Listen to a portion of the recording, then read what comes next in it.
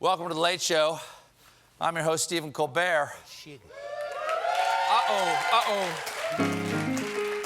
As you may have noticed, none of you are here right now. Only people in the audience right now. Give me a shot of this. Only people in the audience right now are some members of my staff. Hi, guys. I'm gonna sit down over here. Mm-hmm. Okay.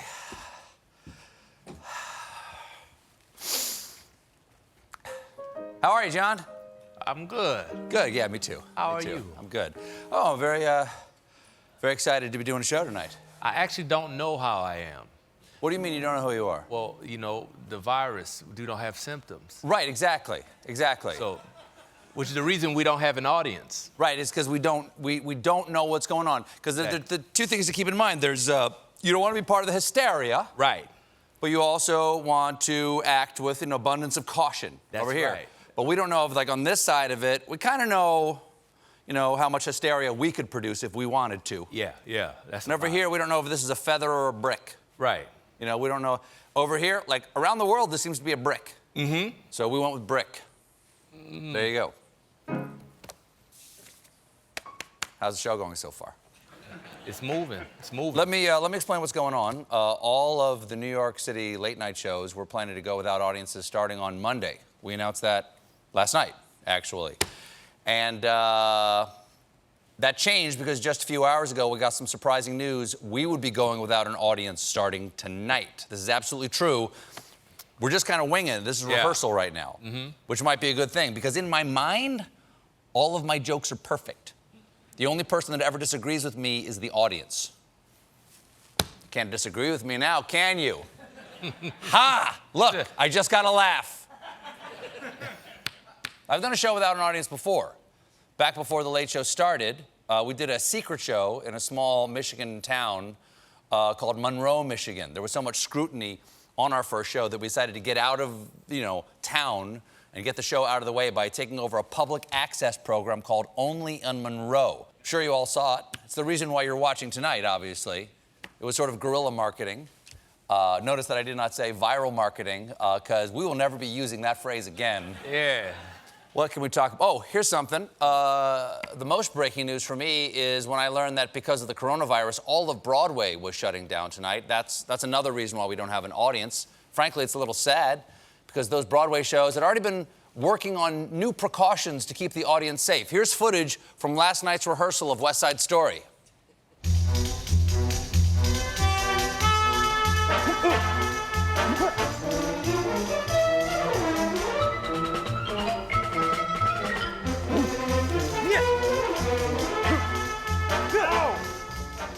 I need some Purell. Oh, man.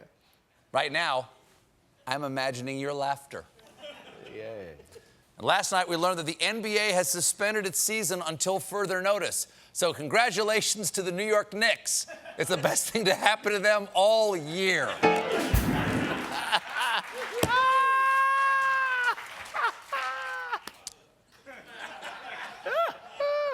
Get a sip in.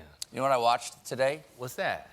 I watched Steve Allen, the guy who started all this. Yes. Steve Allen started the original Tonight Show at the Hudson Theater right down the street here. And after the Tonight Show had something called the Steve Allen Show. And he was just playing piano. This was the show. He was playing piano while Jack Kerouac read selections from On the Road. Wow. That's what these shows used to be.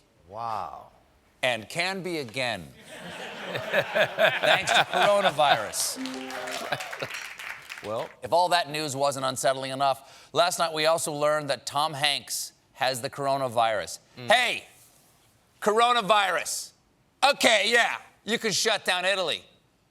You could shut down South Korea. You could destroy our economy, but keep your filthy nucleocapsid proteins off Tom Hanks. The man is an American treasure. This is like learning that Liberty Bell has herpes. Not gonna. It ends now. It ends now. I'm being told it is not ending now. And I have to keep doing the show without an audience. Okay, now, moving on. Forrest.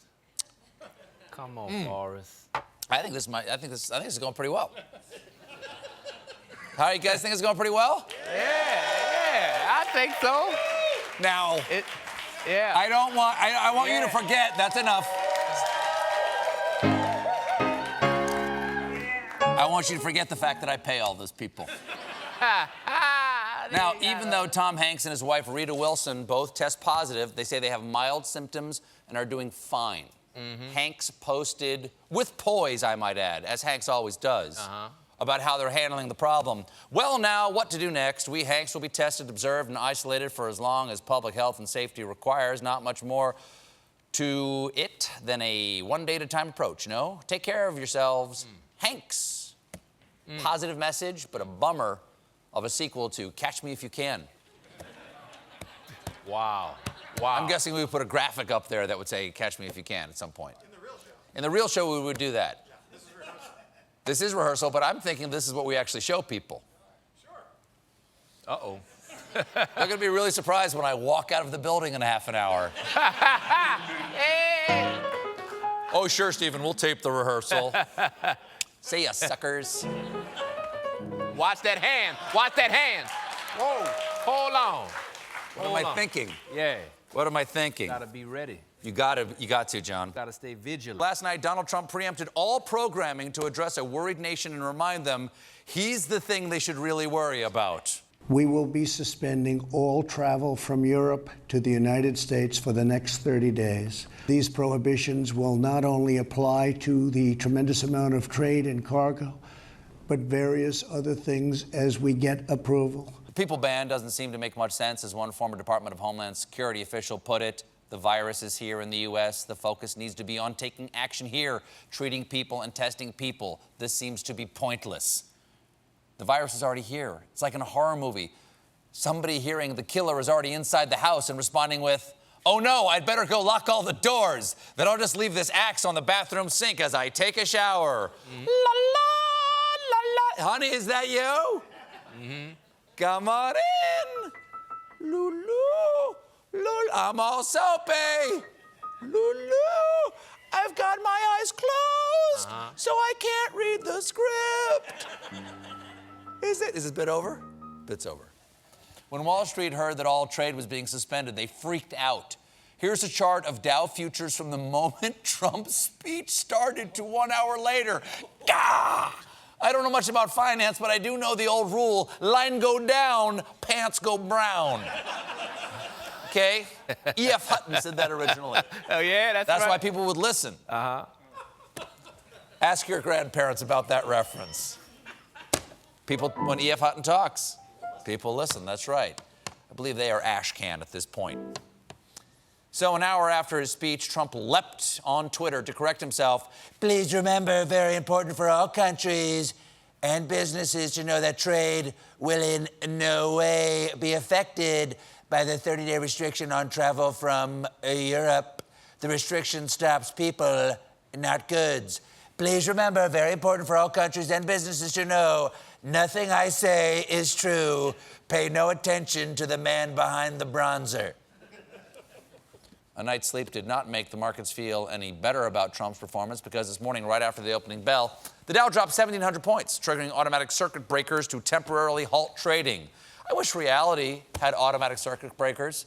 I mean, other than flipping this switch. He didn't flip that one. What am I supposed to do? There's no more Purell. I'm just hoping to drink enough of this that I just sweat out the sterilizing. Oh. John, you don't drink at all. No, You don't drink at all. no. How do you calm down? Music, Okay, you know. but I don't know how to play the piano. You can listen to music. Try me out here. Okay. You play something, and I'll have a sip of bourbon. You All play right. something, I'll have a sip of bourbon, and I'll compare the calming effect, okay? Okay. So ready?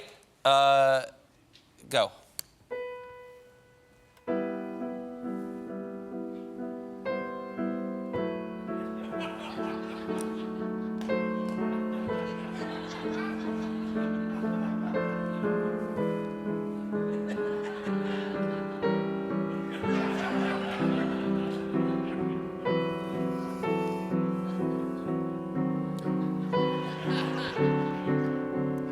You can Stop now. One of the things that had to freak out Wall Street was Trump's body language. He had a rakish flair that can only be described as stark terror. It wasn't so much deer in the headlights as deer in the Oval Office.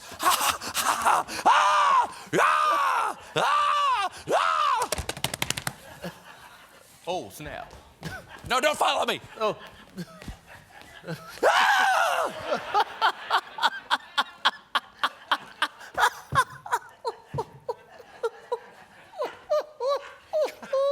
I've had a little too much of this stuff over here, I think.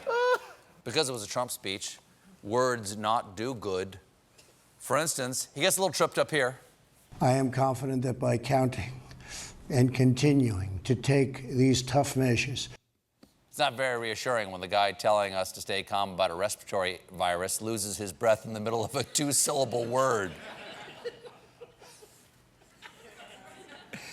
I'm your president.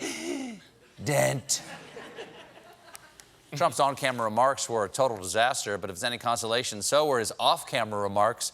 Here's Trump, moment before this speech, unaware that the camera was already rolling. Do you like the book being on the desk or not? Or would you rather have it not be? I would have it there just in case it goes down. Maybe it looks better. It gives you something up here, right? Does it matter? Way to have the right priorities. This is like that famous Churchill speech. We should fight them on the beaches. We should fight them on the landing grounds. You like my hair slicked back? Maybe it looks better pushed forward. Does it matter? Either way, I'm a smoke show.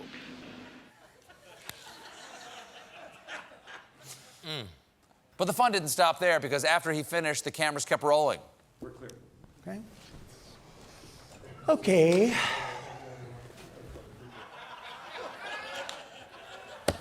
Wow. Yeah. Wow, indeed. That's where we at. That's where we're at. That's exactly right. That is not what you want to hear at the end of an important speech. And that's why I know they're going to have a long, happy life together. To Karen and John. Okay. I give it a year tops.